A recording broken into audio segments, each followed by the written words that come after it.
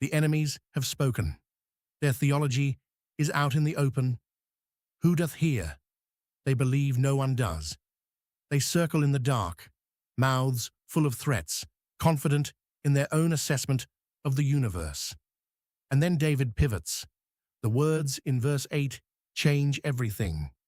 But thou, O Lord, shalt laugh at them. Thou shalt have all the heathen in derision. Psalm 59, verse 8. But thou. The contrast is not subtle.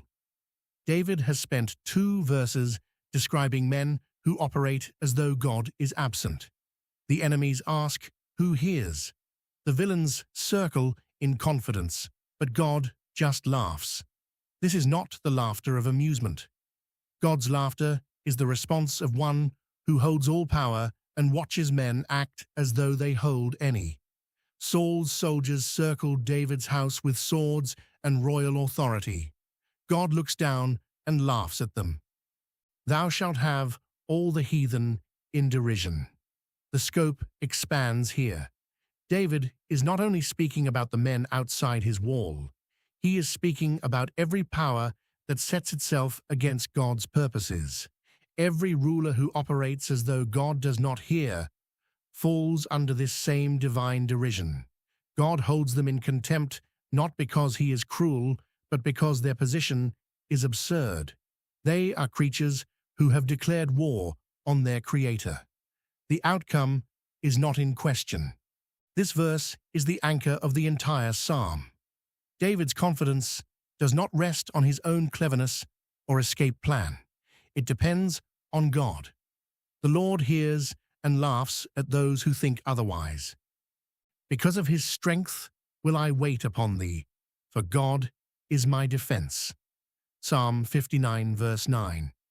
David now declares his personal response to what he knows about God. The word translated wait carries the idea of watching with expectation, not passive resignation. David is not waiting because he has no options. He does not wait because the situation looks promising. He waits because of God's strength. The enemy has strength. Saul's army has power. David has none of his own that can match what stands outside his door. But God's strength is the kind that laughs at the opposition. For God is my defense. The word here carries the idea of a high fortress, an elevated stronghold that cannot be reached from below. David is surrounded, but his defense transcends every threat and every sword. The God of my mercy shall prevent me. God shall let me see my desire upon mine enemies.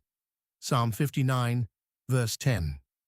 The word prevent is Old English meaning to go before, to meet in advance.